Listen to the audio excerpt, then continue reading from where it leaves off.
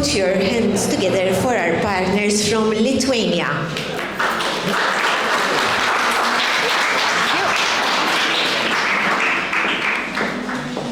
Hello, so I am Aušra from Lithuania. I believe I can see my slides. Sorry, technical issues. Yes. So I am from Association Bitės. The meaning is mind bees. Don't ask me why. But I'm glad being here in front of all of you, and I would like to tell a little bit about gender identity in Lithuania, about the situation. So in 2019, the World Health Organization made some changes to the catalog of diseases, but this practice is still not recognized. We are still very closed-minded about it, and once I had this conversation with my colleague after working for 1 year with this project, and we were talking about this idea and everything, and we both work with parents, we consult them. And she was like, no, there is only male or female, and there is no in between.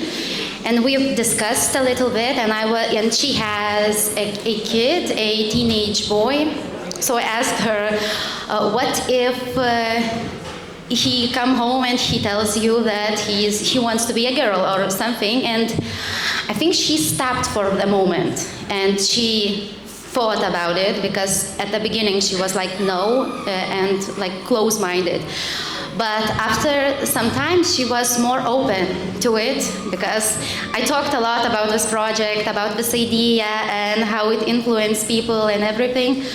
And when I had to organize this multiplier event about it, she also invited some parents to it, and I saw that she's more open. So what I want to say with this story in Lithuania is we are really close, and we don't want any changes.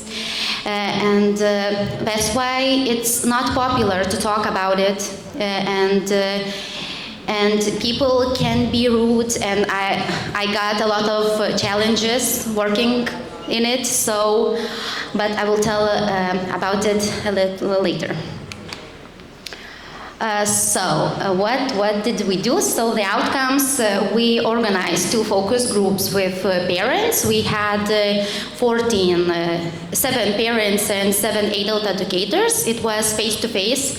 That's why we had some difficulties to collect the people, because most of the people, I believe, they don't want to speak for this kind of topic, especially in Lithuania. So that's why we had some difficulties, but we managed it, and we collected some information, what should they know more about it. So it was a good focus groups. After that, we had a train the trainer sessions. We trained 4 trainers. It was social workers and psychologists. They were really into it, and they got a lot of new information, so it was a win again. After that, we had online masterclass for parents. We had 20 parents, and this part was a little bit easier because we did it online. So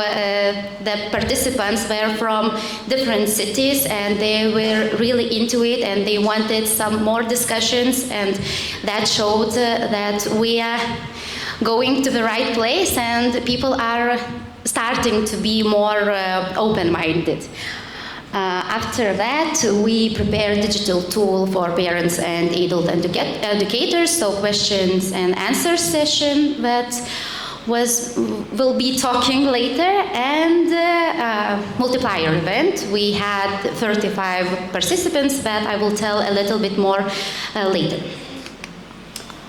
About achievements, so focus groups identified a need for more information, training and support services for both educators and parents. Parents and adult educators gained a better understanding about gender diversity. The masterclass aimed to equip participants with tools to accept and support. By learning about inclusive language and practices, participants can communicate more effectively and respectfully with everyone. And there, of course, were some challenges, especially in Lithuania. And the first challenge, it was with me when I started to work with this project.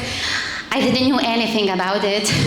I was like really new, and I tried it. I looked for a lot of information, and I become more open-minded. So that was the start.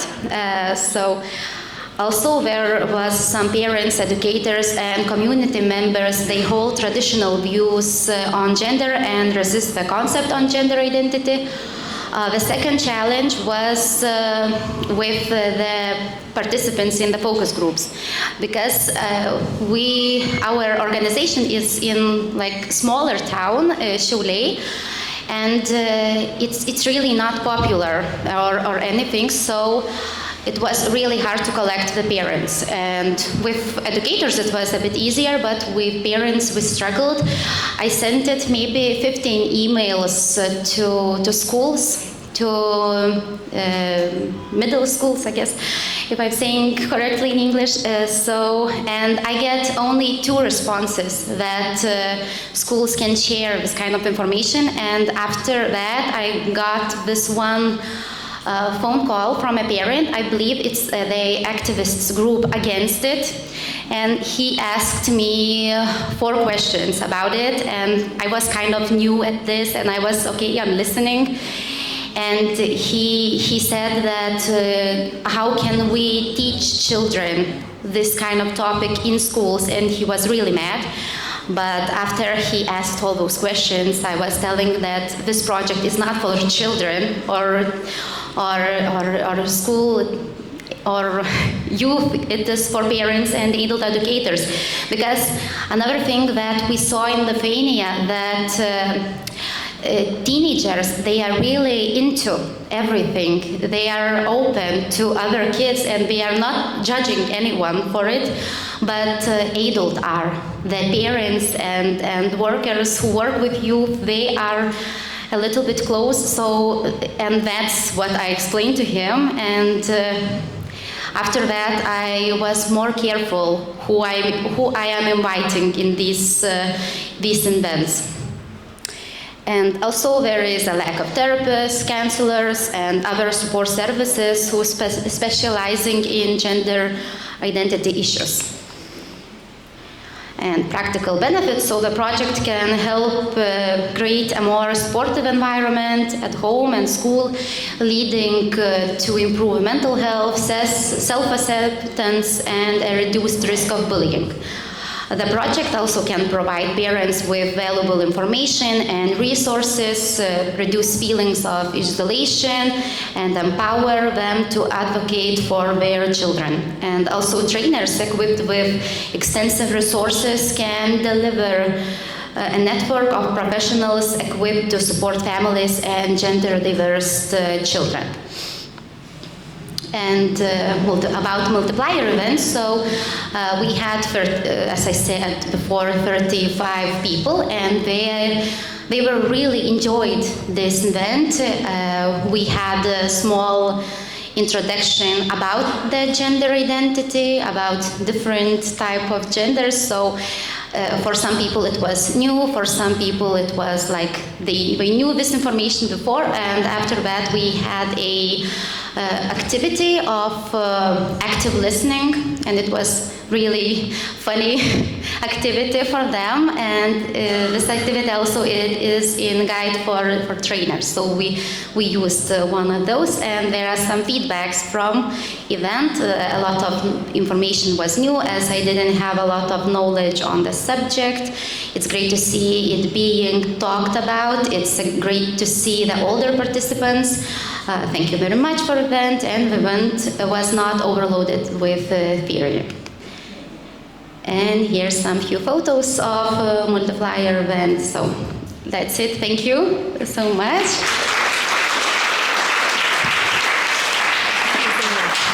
Thank you so much. Now please put your hands together for our fellow partners, Future and Perspective from Ireland.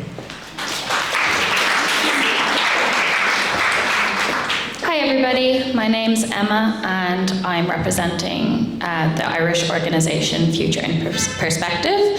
So I'm going to give the Irish perspective on gender identity.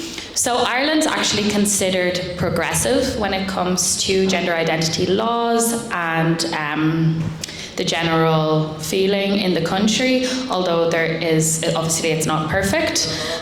So in terms of legal recognition, we had a Gender Recognition Act in 2015, which allows transgender people over the age of 18 to self-declare their gender identity for legal recognition. They can obtain a certificate so they can change their legal documents, they can change their name and their pronouns on their passports, so that is very good. And then also 16 and 17-year-olds can access this also, but there's more. There's more steps for them because they're under the age of 18. So that is about the legality in Ireland. And then support resources. So we have some really good networks in Ireland. We have Transgender Equality Network Ireland, and they provide information and resources for transgender people and their families. Citizens Information is the official government website. They give detailed overview of how transgender people can obtain legal recognition for their gender identity. And then gendered.ie is a website, Irish website, which supports family members of young transgender people under the age of 18. So, ongoing challenges, yeah, so like I said, the situation's not perfect because a lot of kids come out as transgender under the age of 18. They want to change their name, they want to change their pronouns. It's difficult for them in school also if they're being addressed by a different name, and so there are people, it's very controversial because parents are saying that if they're under the age of 18, they don't know themselves. What if they change again? And then their documents are a gender, and then they decide that's not the gender they want. But I think that a lot of children way before the age of 18 know exactly what gender they are. So that is an ongoing debate in Ireland of whether there should be more provisions for people under the age of 18.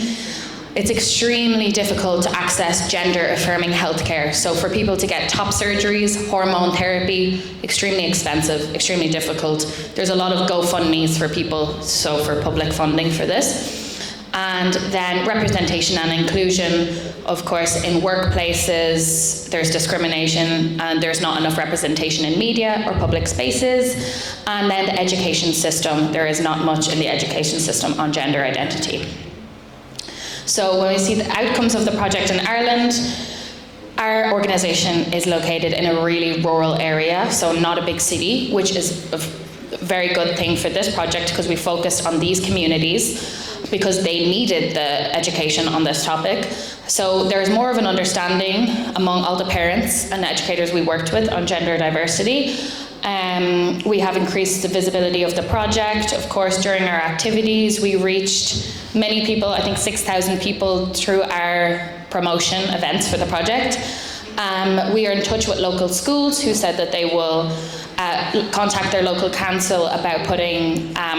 integrating resources into the education system on gender diversity, and we hope to inform future policy discussions. So we have contributed to ongoing debates about gender recognition and support for transgender individuals and their families. So achievements, so like all the other partners, we held a train-the-trainer session. We trained parents using the master classes. We had 30 people at our multiplier event. We reached 6,000 people through our dissemination events, and we will continue holding additional workshops. So, Oh, main challenges, yes, of course we had challenges. We had a lot of pushback from parents. In Ireland, in countryside Ireland, the main thing, like, people always worry about what will the neighbours think, what will my friends think. It is huge in Ireland, like that's the most important thing for people. How will people see me? So they did not want to attend the events because they were afraid the neighbours would think, oh, maybe their child is transgender, or that they just felt embarrassed when, of course, like, you know, so what if people think that? But that's the most important thing for them. They don't want to be in small villages in Ireland. Everyone talks about everybody, and you don't want to be the one that's being talked about. So that took a lot of perseverance, a lot of contacting different organizations. So they were afraid. And then many parents believed that it wasn't relevant to them because they said, my kids are not transgender, or my kids are not confused about their gender. But of course, maybe they're wrong. Parents always think they know their children best, but I think that all parents need to be educated on this topic, not just the ones who have children who are going through like transition or gender diversity. So so we had a lot of resistance and a lot of pushback and a lot of disrespectful comments to us, but we tried to maintain a respectful approach. So the benefits in Ireland, yes, of course, we helped support parents to create a supportive space for their children. We helped trainers enhance the capacity of schools to provide resources and support families, and then the digital tools obviously offers parents readily available information and without any judgment, so they can ask whatever questions they want here. And then the multiplier event. So we had a speaker at the multiplier event. She's a Muslim and also a psychologist. She talked about how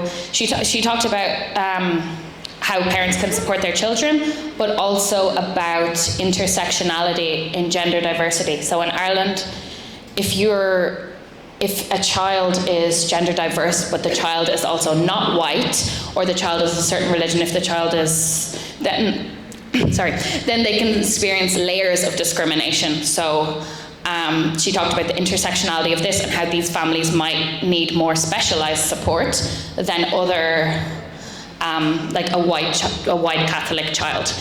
And then we had some really nice feedback. So they said that there was a clear introduction, they learned a lot.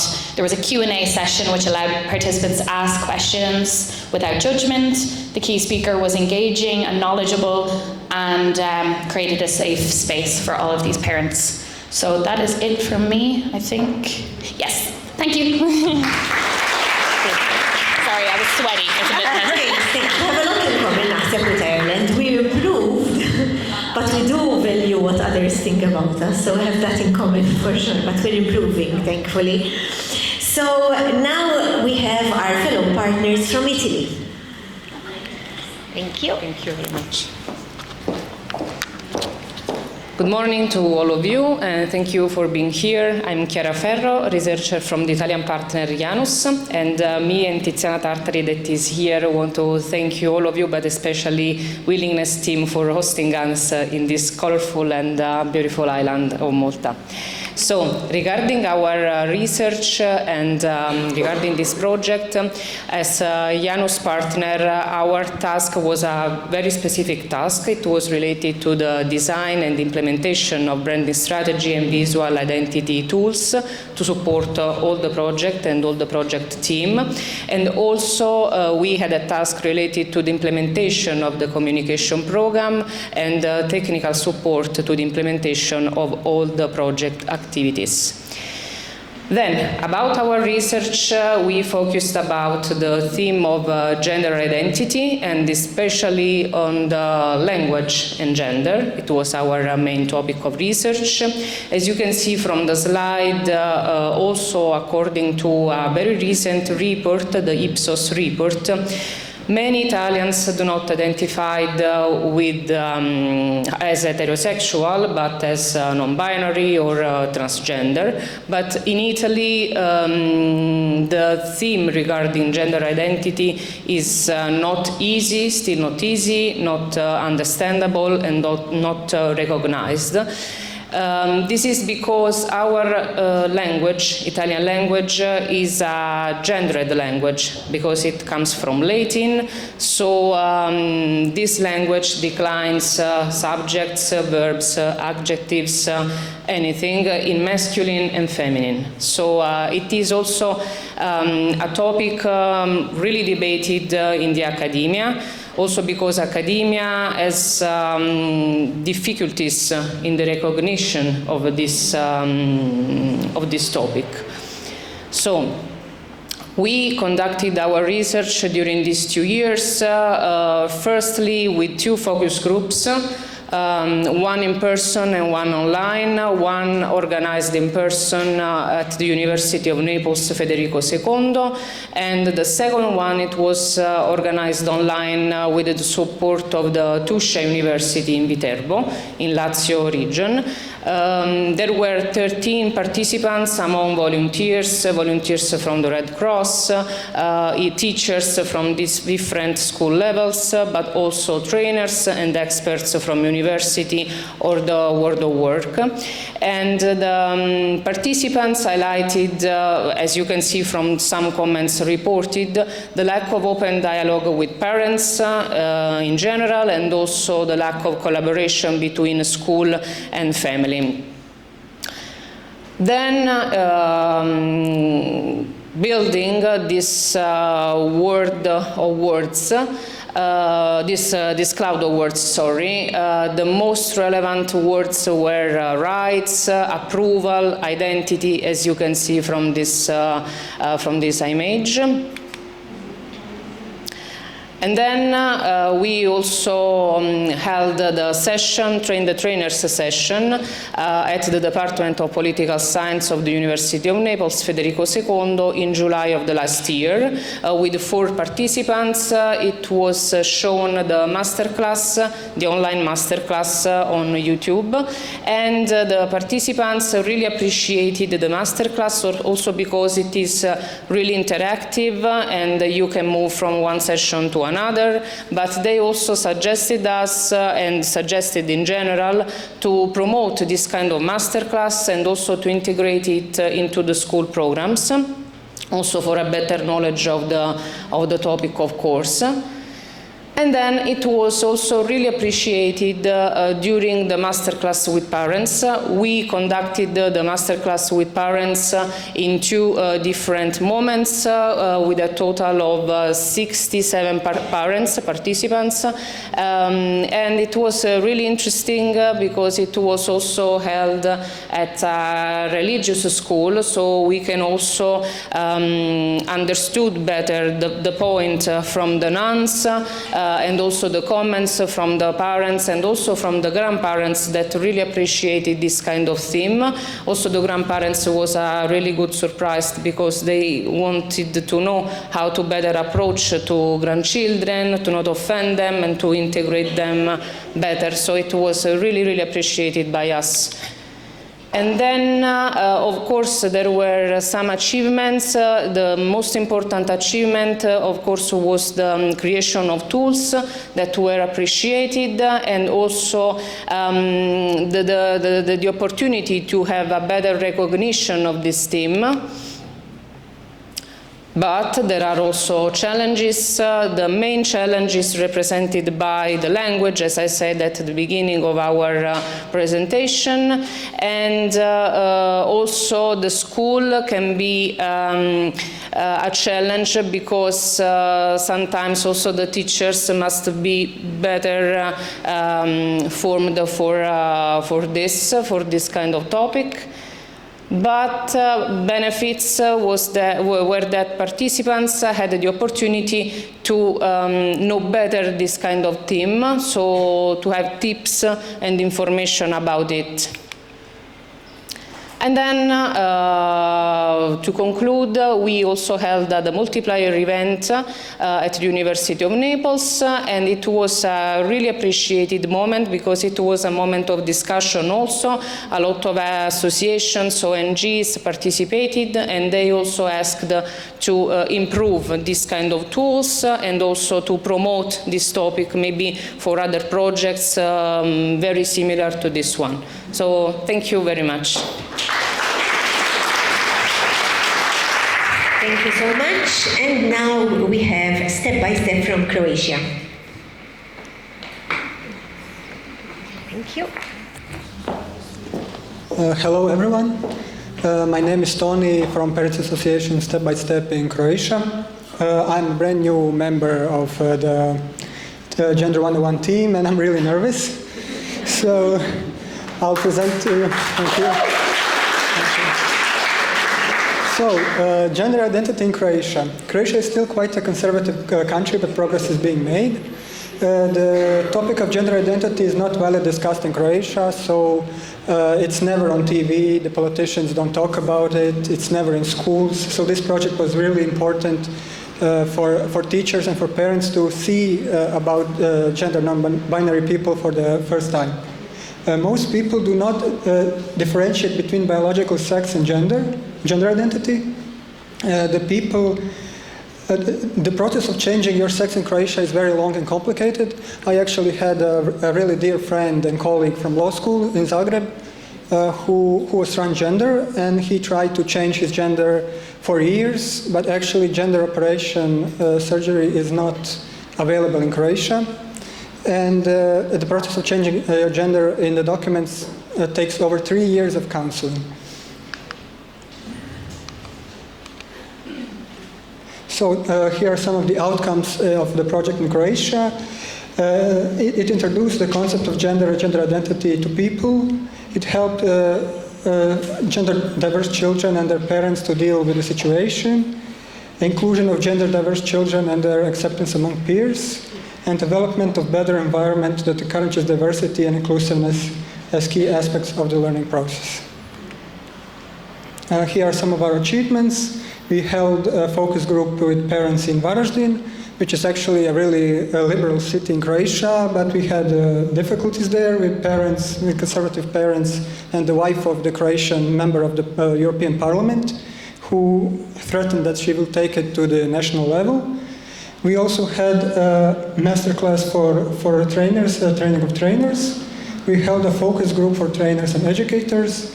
And together with our partners, we developed a trainer's guidebook, a content for the digital tool and other materials. We also held the multiplier event for all those interested in the topic. And the most important achievement among all is the introduction of the project in Croatia, and parents and educators really appreciated hearing it for the first time. That's our most important achievement. Our main challenges were dealing with a conservative society that does not differentiate between sex and gender, and removing the stigma from transgender and gender non-conforming people. And here are some practical benefits. Material produced by our Gender 101 team can be used by both parents and educators. It can help educators better understand gender non-conforming children and help them be accepted by their peers. And it can also help parents not to judge their children and to be able to give them the necessary emotional support. Feedback from the multiplier event, we had around 40 participants and attended with mostly positive feedback. Among those positive feedbacks were that participants said that the material was focused on helping understanding an existing issue, not promoting it. That was really an important part, that we are not promoting anything, we are only tackling the existing issue. And educators that attended the multiplier event had some questions regarding the specific students that they had in their classes. So the multiplier event mostly meant that the educators asked questions about the students that they have, and there are many of these students, but the educators didn't know how to deal with them, and this project helped them a lot. So this is it. Thank you very much.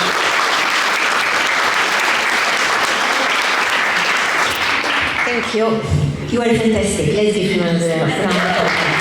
Well done. Now our fellow friends from Poland.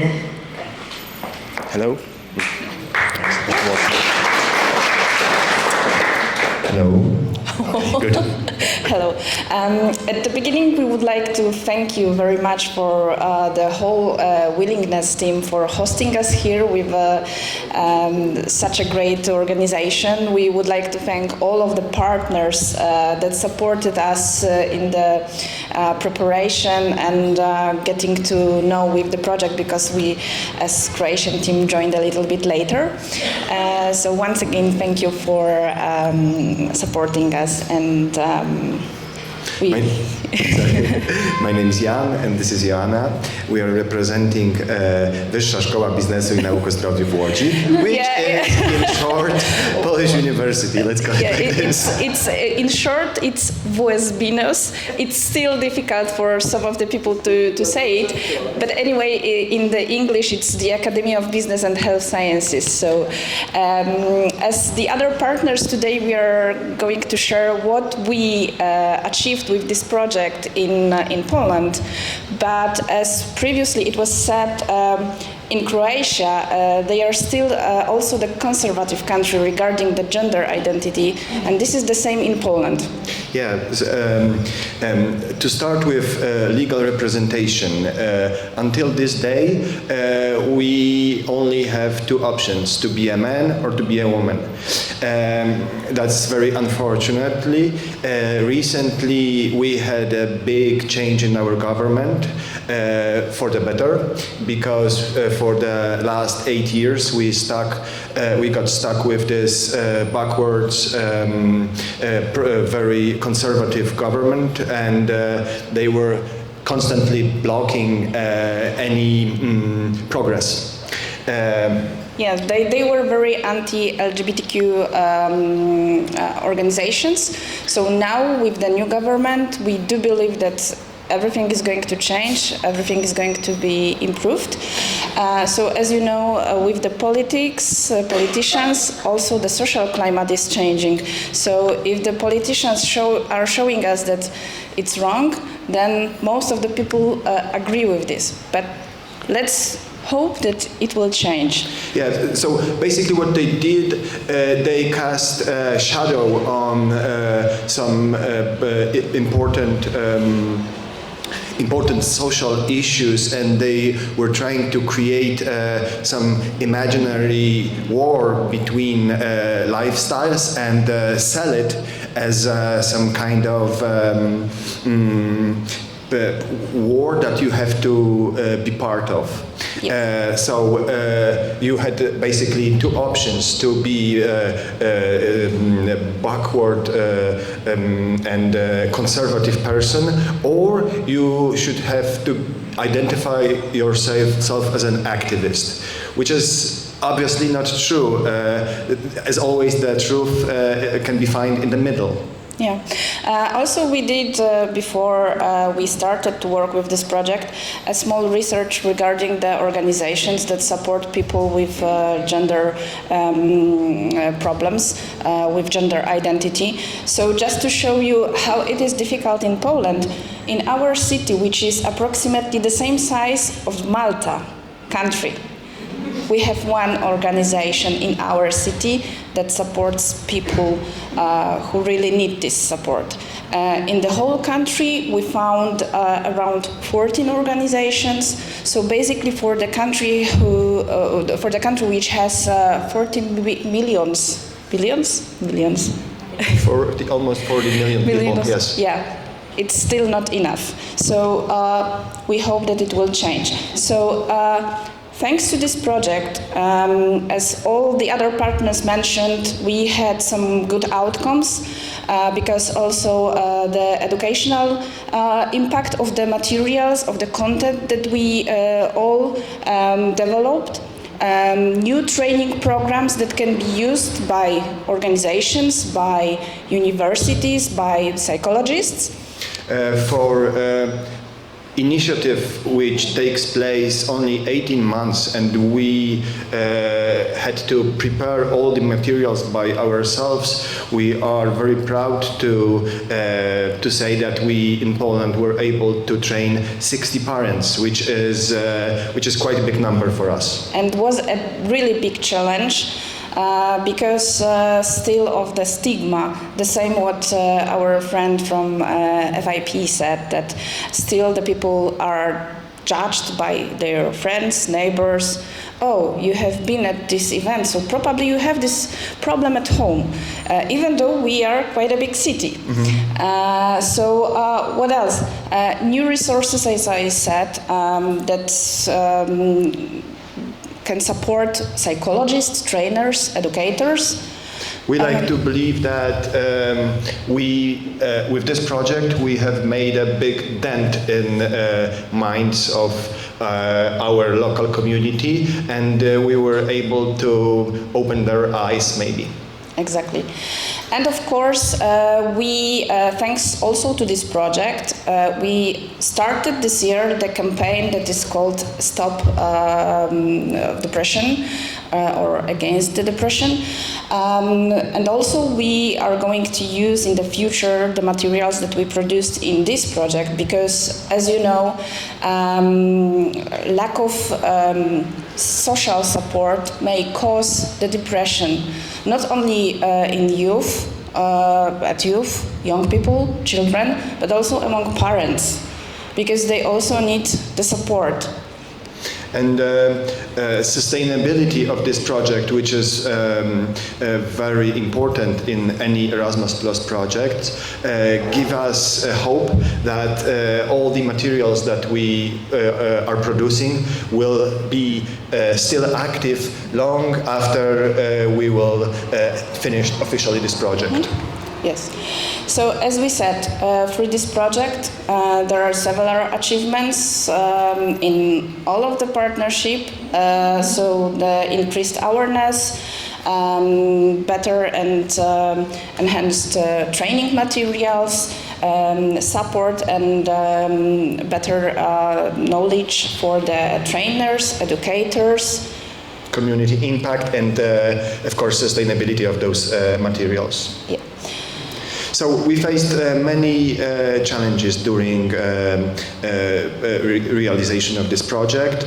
Most of them were just social resistance, let's so call it. Yes, especially during the recruitment process of the parents. Because this was also the target group during the master classes, the training sessions, and the focus groups. And also we got the phones from teachers that they don't want to receive this kind of information about the events that touches the problem of gender identity. So as you can see, it was not easy. We also faced misunderstanding of our intentions. So sometimes people were asking us what do we want to achieve and why are we pushing some ideologies, which we had to correct them, then we had to correct them and say that we are not pushing any ideology, we just want to educate. Exactly. And still, as you can see, and as we said, there are limited resources, so we are happy that through this project we also created great resources, the tools that can be used online, so it gives the people the opportunity to find it in the internet, and they are easy accessible, and they are accessible for free, which is very important nowadays. Mm-hmm. Yeah, so through this project, what we achieved already is social development and the dent that we have made in minds of our trainees, and developing fantastic educational materials, and which will allow us to support all the groups of parents and teachers for a long time. And also what is very important, this is the support of the community, the gender community, because they also need those kind of support that allows them to show up. Me personally, I have a friend, and believe it or not, he is 40 years old. Among those 40 years, he never said to his parents that he is gay.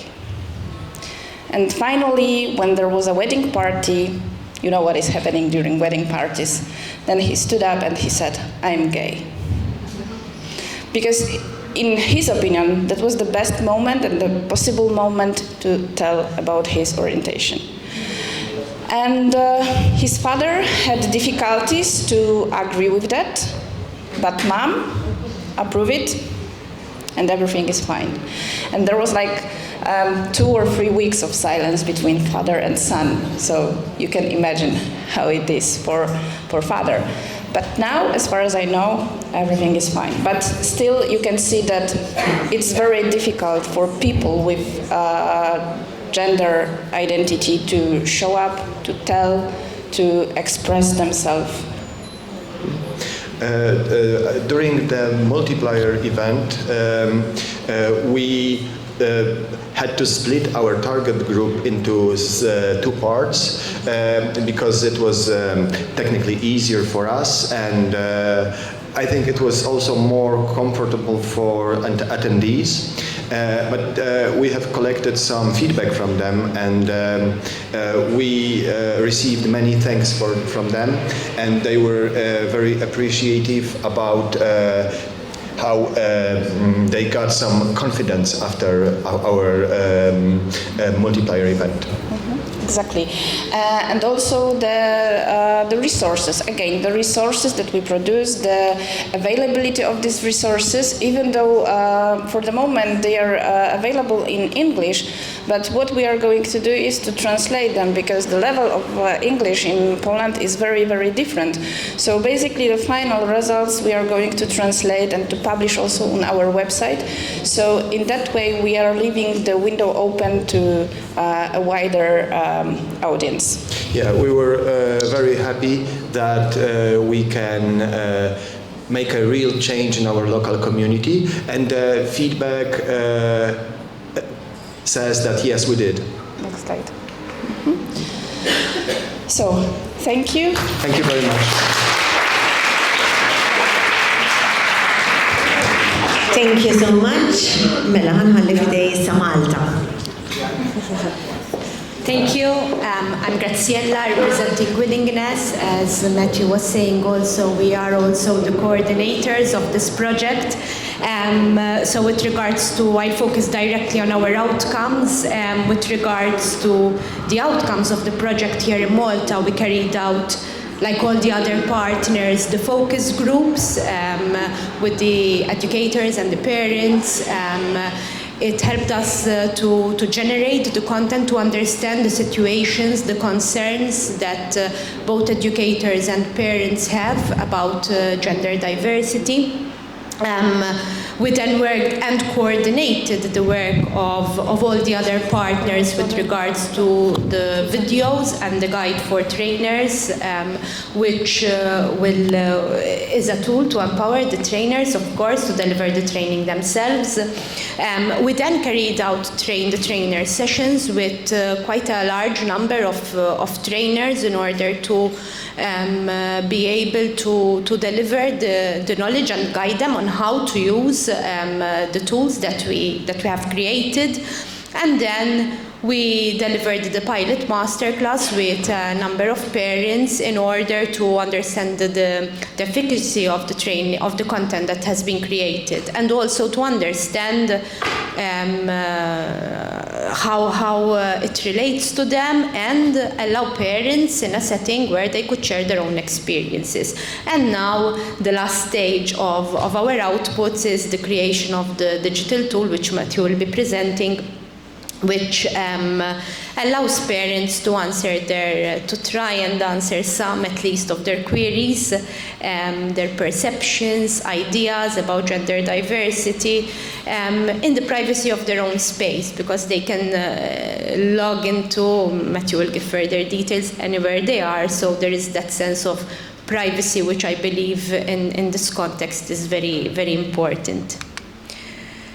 With regards to the achievements, I believe that the greatest achievement of this project is allowing for the legacy of this project. So this project ends now in a few months' time, but the creation of the tools was done, obviously, with the intention that they are here to stay after the project has ended, and therefore they will be accessible after the project end. So we hope we have worked to contribute towards increasing awareness and education, especially through increased educational material available on the subject.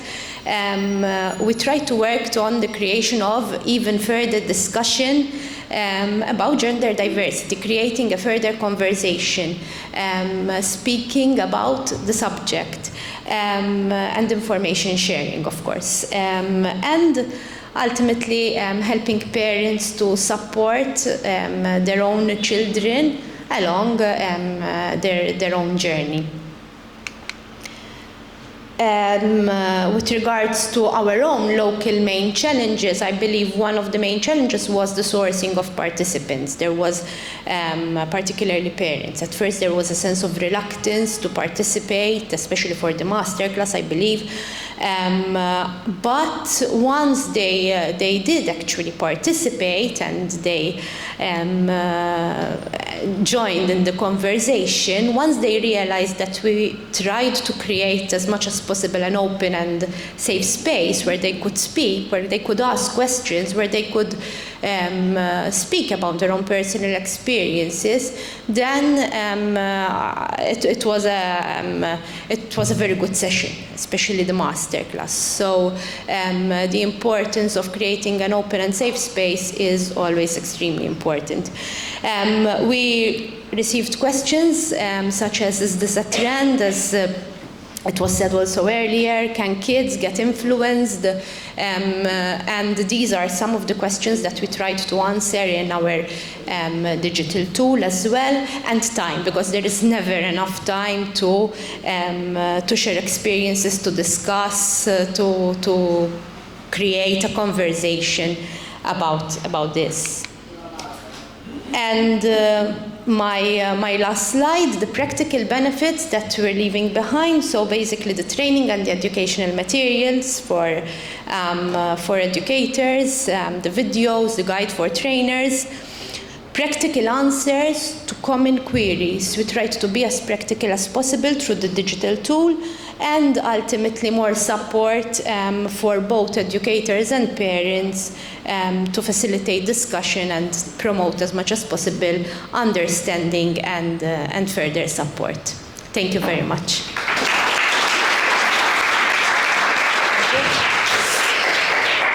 Now it's time to see the digital tool. It will be launched, and we maybe also have time for some questions. Good. Good day.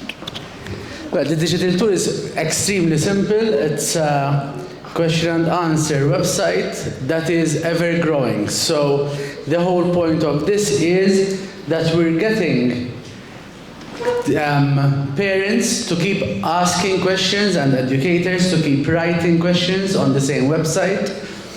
A group of professionals will discuss the questions, will look into research, and then we will be presenting the answer to those questions as we go along. So every 2 to 3 weeks, we will be going through the questions that are written to us through our anonymous posts and forums, and we can keep on building this. As you can see, these are the questions, the initial questions that we got from all the focus groups from all the different countries.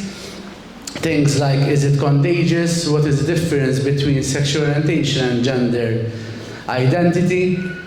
The difference here is that the way the questions are answered are purely research-based. Okay, so there's no my friend or we think or we feel, but they are researched, and all the answers there are based on research, and there will be also the references where we got the research from. There's also videos that will accompany the questions. This is an example of one of the questions. So this is part of the trainer video set that I mentioned earlier this morning, where sometimes there were questions that were already answered in the videos of the trainer, and we're obviously linking to that as well. So it's a tool for both parents and educators.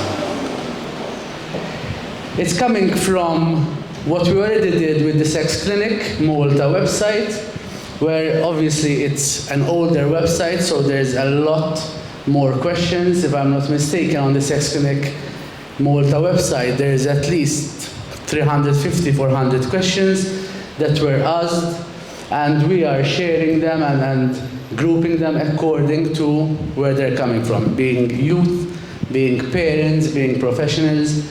And the idea is to keep developing the Gender 101 website to have as many resources as our Sex Clinic website, and that's the references for every question. On the Sex Clinic website, we also have videos to use with your child and then have a discussion about that. And it's also, there's also a suggestion of what is the best age to have this conversation with your child. So the idea is to keep building on the Gender 101 website to look like that. We'll be giving you out small cards with the digital tool. Obviously, it's still in the infancy. The good thing about this project and the digital tool is that today is the dumbest this tool will be, because every month, every 2 weeks, we're going to be adding on to this website more questions and more answers.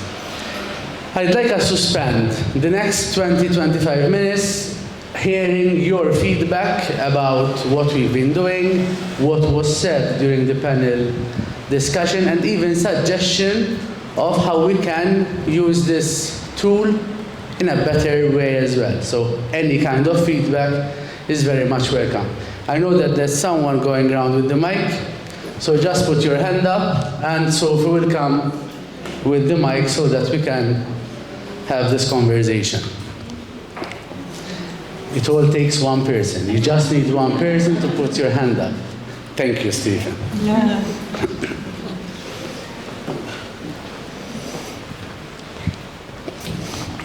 Bonjour, Stephen Camilleri, EO tal-PSD.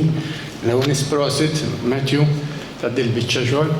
Jien nixtieq nitkellem ftit, nagħti ftit feedback fuq il-panel discussion. Naħseb rridu noqogħdu attenti li n-narrattivi li nagħmlu ma nagħmlux generalization. Jiġifieri napprezza is-sinċerità tal-membri li kienu fuq il-panel, però mhux kull student, mhux kull ġenitur jgħaddi minn esperjenzi pożittivi. Jiġifieri ħafna drabi l-esperjenzi li naraw aħna ta' tfal ikunu ħafna diffiċli. Issemma wkoll ħafna l-PSD. Xi ħaġa li aħna jien nieħu pjaċir u t-teachers li hawn tiegħi jieħu pjaċir. Però huwa suġġett l-inqas ivvalutat fl-iskejjel tagħna.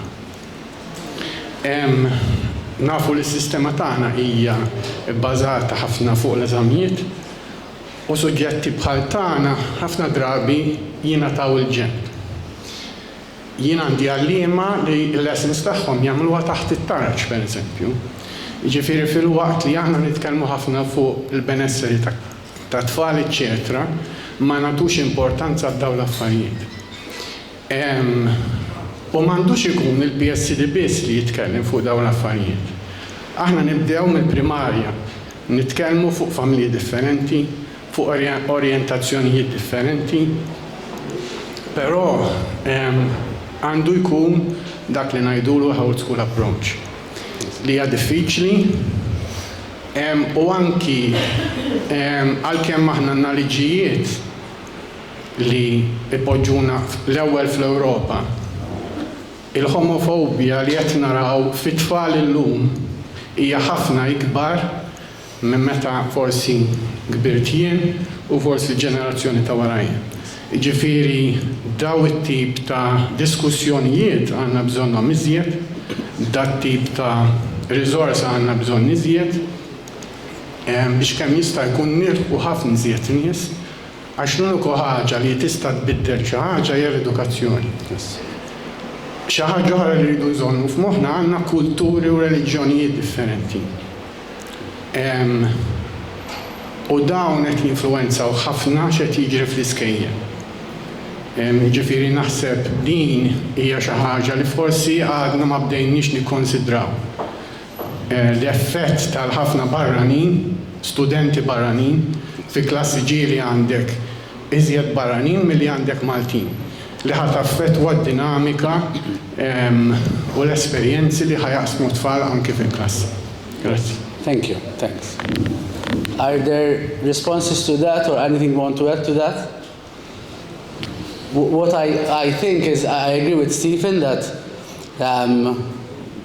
the panel was very honest about how they feel, how they act in these situations, but reality is that that is one aspect of our communities, of our culture, and schools are a community within themselves where you have a vast diversity of people in the schools. So you will have different kinds of parents who react differently to gender diversity. Not just parents, but also teachers. And I think it's very important to acknowledge the fact that teachers are human too, and they have their own struggles, their own fears, their own emotions. However, I also believe that teachers are professionals too. So we're human, because I'm a teacher too, but we're also professional. And the difference between my neighbor, who has a right to react certain way because that's how she feels and that's the emotion, to me being a professional is that I need to invest in myself through training, through attending conferences like this, but not just as professionals, not just waiting for the head of school to organize a COPE session. As a teacher, as a professional, being entrusted by this state, by my community, to take care of 20 kids, 120 kids, 400 kids, is a massive responsibility that as a teacher I chose to take on. Now, if I was trained in 2010, mhux vera 2022 kontrani, and society has changed since then, and the realities have changed since then, it is my responsibility as a doctor, as a psychiatrist, as a teacher, as any kind of profession, social worker, to make sure that I'm keeping myself updated with the realities that my students, the humans that were entrusted in my care, are going through. So I understand that, yes, ideally the training is there, ideally the training is there during school hours, ideally the training is there for all of us and paid for by our head of school or our school. But I also think that if I chose to be a teacher, I took on that responsibility and as a role model pushed on to the kids because the kids have no choice to choose their teacher and their role models, it is my responsibility to work on my own issues, my own emotions, in a way that I can cater and be of support to any culture, any skin color, any religion, and any sexual orientation, any gender identity that walks through my classroom door. Dak l-ideal vera, fis-sens ta' we as educators, it should come from us. Somebody shouldn't tell you. So that is, but in reality, that doesn't always happen. No matter how much you try to bring people on board, and no matter how much you do the ripple effect and you keep on hoping. So I think that there could be, and I might say something which is wrong in the, maybe it's also about time that some people who shouldn't be in certain professions are actually stopped from working in certain professions if they are creating harm. So but this definitely doesn't exist as a culture, all right? Especially when we know we have such a massive shortage of teaching staff in the country. But thank you to Stephen as well for pointing this out more. Something which wasn't mentioned, and I forgot, and it affects also the different people coming from different migration. We are not addressing it or acknowledging this sufficiently in our education system, even through the resources that we actually choose. There is always a massive debate when you talk about the sexual orientation or sexual or gender issues. There's also always this debate, but I think one should not shy away from this debate because it is, I'm not saying you guys are shying away, Anzi, you're trying to bring it forward, but this hasn't even materialized in terms of the different cultures that we have. All right, so diversity in its complex is, we talk about inclusion, but in reality there are massive obstacles for this. And as you're saying, it's very often it is from, and this is similar to the Irish as well context, it's very difficult to accept in our society. And another challenge that I find quite often when discussing these kind of topics is that when we think of diversity, most of us always think of people who are more open than us. And I remember all the courses I was in, be it my counseling, be it my psychotherapy, my teaching courses that I've attended, all taught me how to be accepting of people who are more open than myself. But if I'm working within a community, diversity also means that there are people that are more conservative than myself. And living in a society, and I would say that we've talked to the partners about this, and maybe it's because of our religion or our country history as well, that we share in common with most of the partners. We do live in a society where we celebrate splitting, us and them. I love this place, it's a beautiful place, but every town has a saint, and every saint has two groups of people who compete against each other to celebrate the saint. Sometimes it's healthy competition, sometimes it's verging on hate.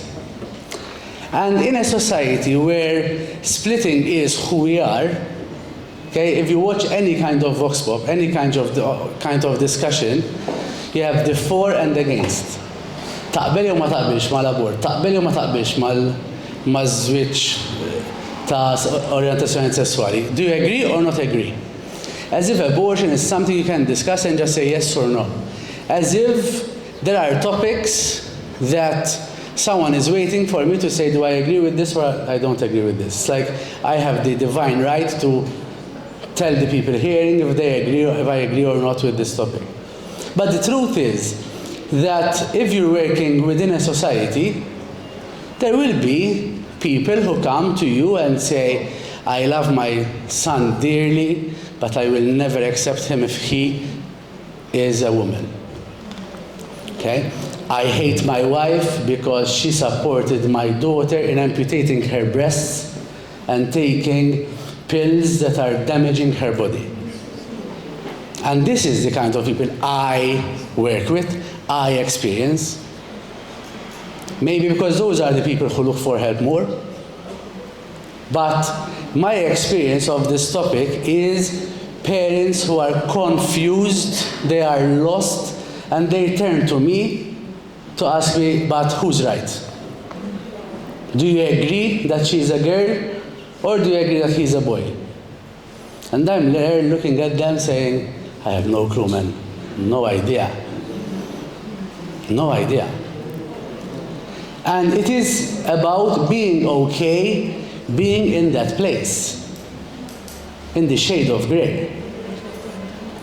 That as a professional, I want to be here for you as a couple or as an individual, accompany you in this journey, in this confusion, but be the space where you can come here and say, his brother is gay, that's the uncle of our son or daughter and so on, mama nafxini, because this is what I hear at the clinic. Is it possible that because her family is fucked up, my son is trans? At school, they all hang out in the same group. L-imgerfxin, li ma jafux x'inhuma. Is it the hat's fault because she lets them stay together? So they damaged my son because my son was going to catechism lessons until last week. And these are the kind of emotions I try and contain. And this is the kind of space we're trying to create, where people can come there and throw up on us. I'm always using this metaphor because sometimes after a day at the clinic I feel like a lot of people throw up on me. Sometimes I smell like it too. All this confusion, all this being lost. And I don't feel comfortable saying, your son is trans, your daughter is trans. Yes, she is non-binary. Because what difference is that going to make, really and truly? I've had parents who come and tell me, kemm trid intik jekk turih u tgħallmu li mhux gejda jew mhux trans. Kemm trid, open check. Ikkonvinċih li mhux trans. U hemmhekk yes, hemmhekk I do say, whoa, let's sit down. But if I'm going to go all ego and say, ma tarax, it's illegal, you should be ashamed of yourself, will that person go for help again? Some might ask, did he come for help, trying to bribe you into damaging the son or daughter? He didn't. But is it an opportunity for me to sit down and have a conversation about it? It is. Is it going to be a very uncomfortable conversation?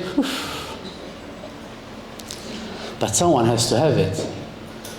And if I'm going to wear my teacher's hat and say, Mush, that's why we have the school counselor. And the school counselor will wear the school counselor's hat and say, the teachers spend so much time with them. And then when we get the school counselors and the school teachers together, they'll say, Mush, their parents are never home. But time is passing by and the kids are still confused. And no one is helping the kids if we're not supporting the parents.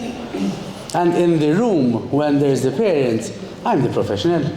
So I need to take that on board and I need to own to my responsibility and accept any kind of emotion, but then try and process it with this parent. And that could be the counselor, the head of school, the teacher, whoever has the best relationship with that parent. Because if the parent came to me as a maths teacher talking to me about this, and I say, I hear you talk to, I mean, Vera is not doing very well, but I hear you in the maths department, I hear you talk to the school council, because that's what they're here for. But if this parent felt comfortable talking to me as a teacher, as a professional in his son's or daughter's life, why would I just refer him on without accompanying him for some time? And what we want to do with this is give this tool, which will be in everyone's pocket, that hopefully will give you enough base to read. It's not very long answers, yet very, in my opinion, insightful answers, so that you feel more confident to accompany this person. But accompanying this person, not if I'm going to answer, just read out the answers from the questions, it's just the beginning. That is a tool for you to feel confident to discuss the topic. Because the most difficult and yet important part of all this is to sit down with the parent or the educator and stay with them in that confusion, which is not easy at all. Sorry. Any more feedback or ideas?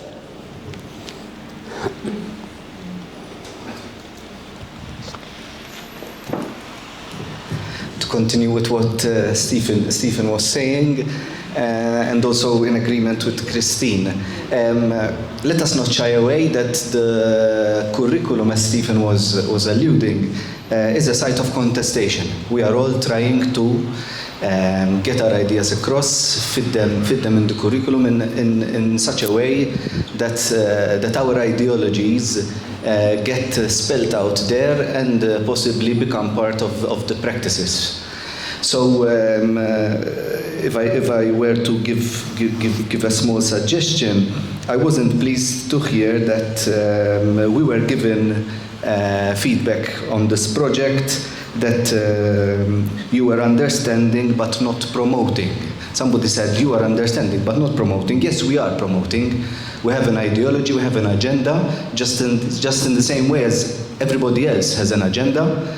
And therefore, yes, we are promoting a particular ideology, which is the ideology of inclusion and celebrating of diversity.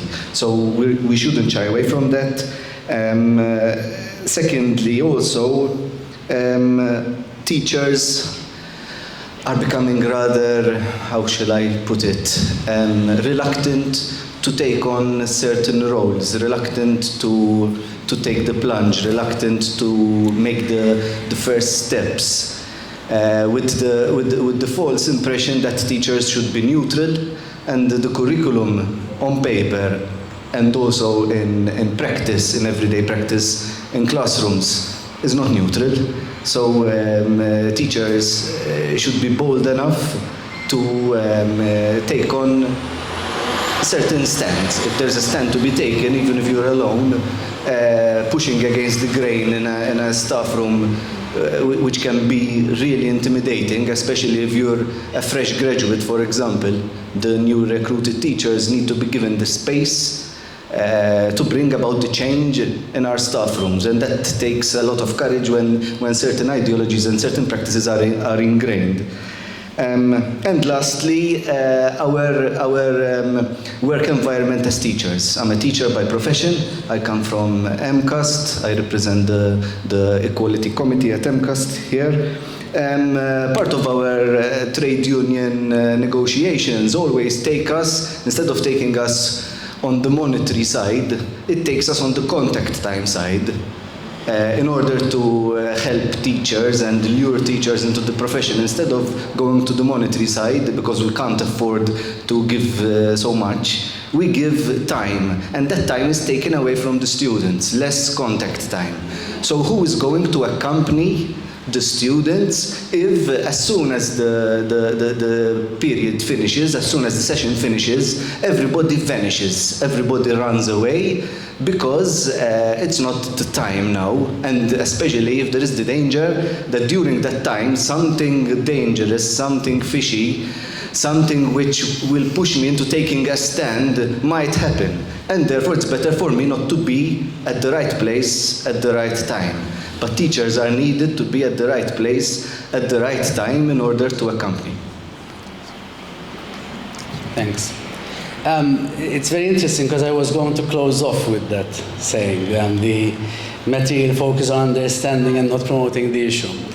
Because for me it was a quite a big compliment, because what I understand by that quote is that we're not trying to impose our beliefs on other people.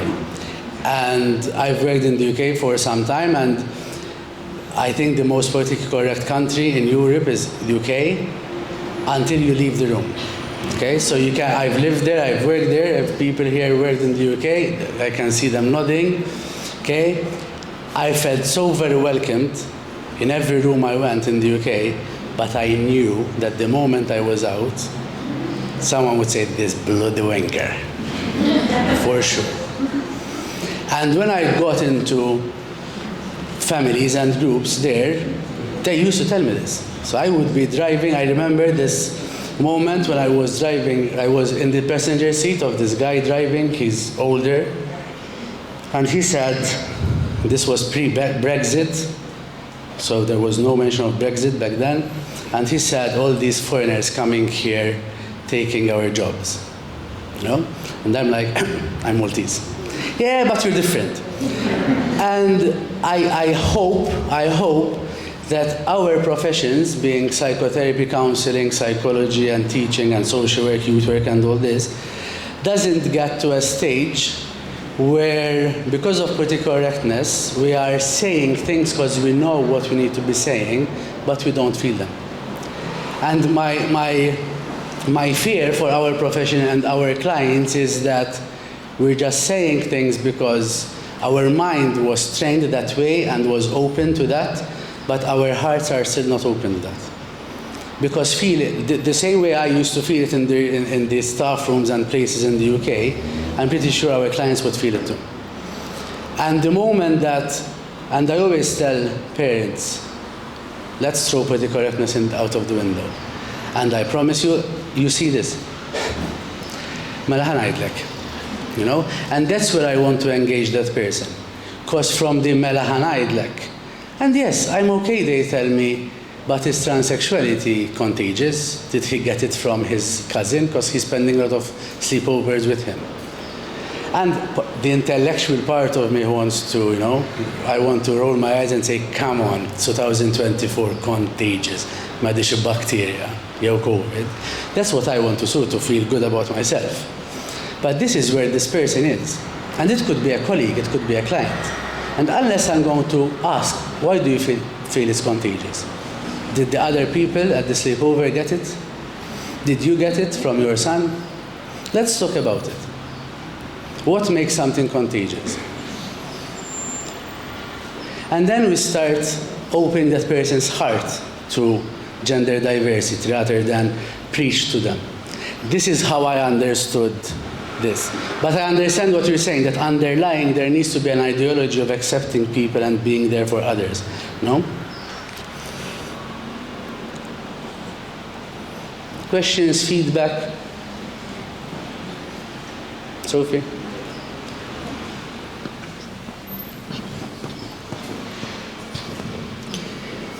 First of all, thank you for this opportunity to be able to come here, and to myself, a teacher for 33 years, and being educated into this subject. I am very glad I came.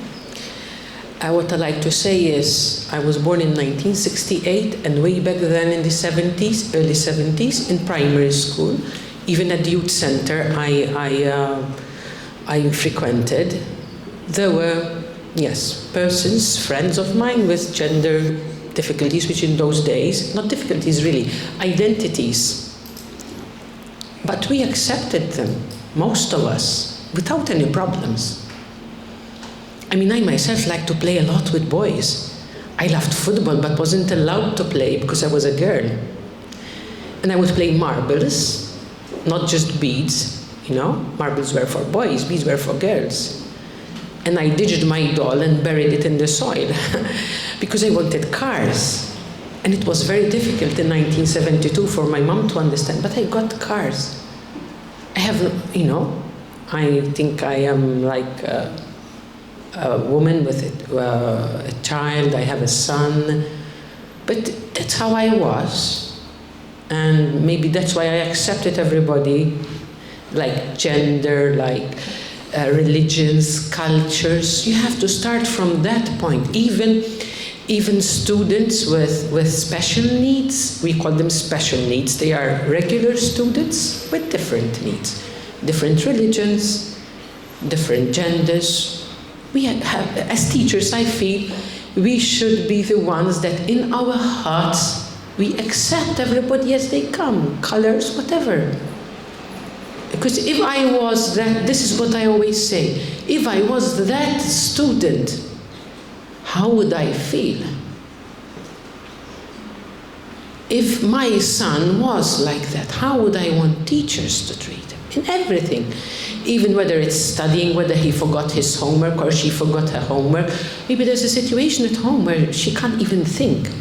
Maybe she has to cook for all her brothers and sisters. You know, it's not just about gender, it's about everything. If you're a teacher, you have to start from there. What do you feel in your heart? And that helps you to take the right decisions. If I'm not educated on the subject, then I try to be. Thank you. Thanks. So what do you think changed since then? Because you're saying that at that time, people were more accepted, it seems. I am very happy that this is discussed on all social media, organizations like this who educate, not just give any information, as you said in the very beginning. I'm not sure if it was you, not you, but it was said that yes, on Google you'll find anything, especially anything which you want to know, you want to affirm, you'll find anything there that you want to affirm which conforms with what you think. Maybe, but that's not always the reality of things, that's not always the good source of information. So these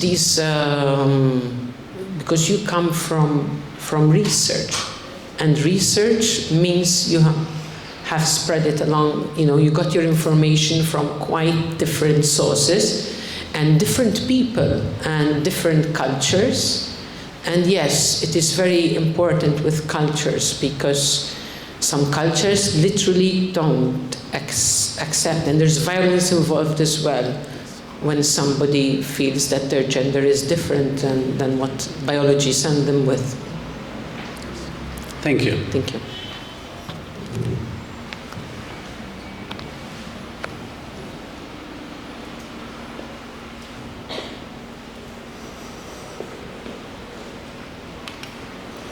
Thanks, Dan. Thanks for all of you for being here. It means a lot to us that we organized this during the week and you made time, and I'm sure you all have things to do, and you made time to be here to help with this discussion.